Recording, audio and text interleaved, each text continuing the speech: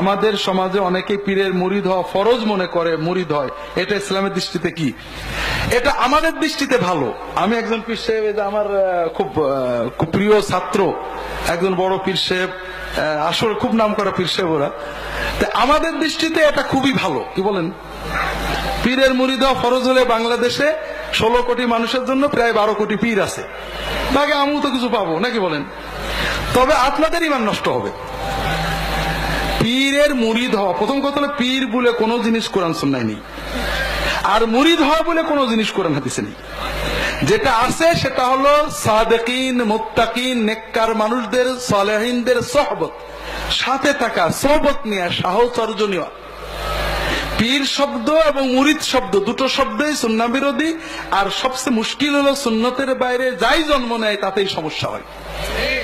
কিন্তু আমরা ব্যাখ্যার জন্য বলছি, পীর বলতে আমরা যখন পীর জন্ম হলো, পীর পদ্ধতি চালু হলো, যখন ইসলামের ধ্বংসের দিক হলো, তাতাররা সব ধ্বংস করে দিল, সমাজে আলেম ওলামা মাদ্রাসা কমে গেল, তখন আল্লাহর কিছু ভালো নেককার মানুষ গ্রামে গঞ্জে মানুষদেরকে দিনের দাওয়াত দিতেন, শেখাতেন, গ্রামে গঞ্জে পড়ে থাকতেন। এদেরকে ফার্সি ভাষায় পীর বলা হতো, আরবিতে শায়েখ মানে উস্তাদ। কথা বোঝেননি? মানুষ তাদের সোহবতে যেত। পীরের হাতে বায়াত হওয়া কিন্তু কোনোদিন ইসলামে ছিল না, সোহবত নেওয়া ছিল। মানুষ পীরের কাছে যে বসে থাকতো, 2-4 মাস যেত, কি করে ইবাদত করব, কথা শুনতো, মনটা ভালো হতো, সোহবত নেওয়া। আর এখন হয়েছে কি, হাত দিয়ে বায়াত হওয়া। রাসূলুল্লাহ সাল্লাল্লাহু আলাইহি ওয়াসাল্লাম বায়াত নিতেন রাষ্ট্রপ্রধান হিসেবে, নবী হিসেবে। রাসূলুল্লাহ সাল্লাল্লাহু আলাইহি ওয়াসাল্লামের পরে রাষ্ট্রপ্রধান ছাড়া আর কেউ কখনো বায়াত নেননি। আব্দুল কাদের জিলানী কারোর বায়াত করেননি, নিজেও করেননি, কারোর বায়াত হননি। তিনি তার উস্তাদ দাব্বাসের সোহবতে থেকেছেন কয়েক বছর। এই জন্য নেককার মানুষদের সোহবতে যাওয়া এটা ভালো কাজ, কোরআন সুন্নাহ নির্দেশিত নেক আমল। তবে এখানে বেশ কয়েকটা জিনিস আছে। একটা হলো কার কাছে যাবেন, যে নেককার মুত্তাকি। 2 নম্বর, সোহবত নেওয়াটা নফল কাজ, নিলে ভালো, না নিলে কোনো দোষ নেই।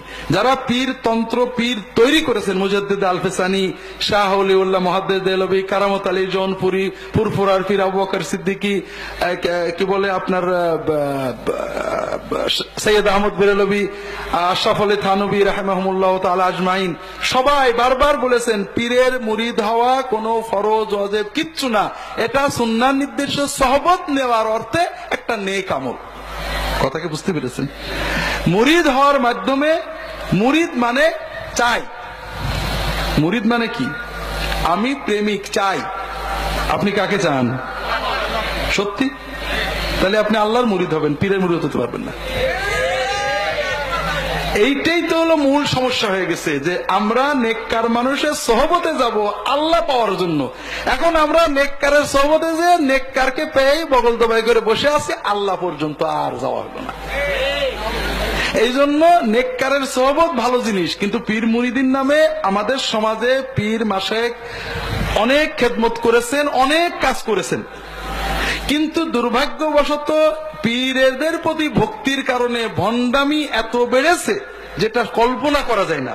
পীর মুরিদিন নামে শিরক, পীর মুরিদিন নামে কুফর, পীর মুরিদিন নামে ব্যভিচার, পীর মুরিদিন নামে অনাচার সমাজের রন্ধে রন্ধে ছেয়ে গেছে। কাজেই আমার শ্বশুর একটা কথা বলতেন, আর পীরের কথা তো বলতেই হয়। আমার পীর যেহেতু বলতো যে বাবারা দোহাই লাগে, ফুরফুরা যায় না, কোথাও যাও না, তোমরা কোরআনের মুরিদ হও আর মসজিদে যাও।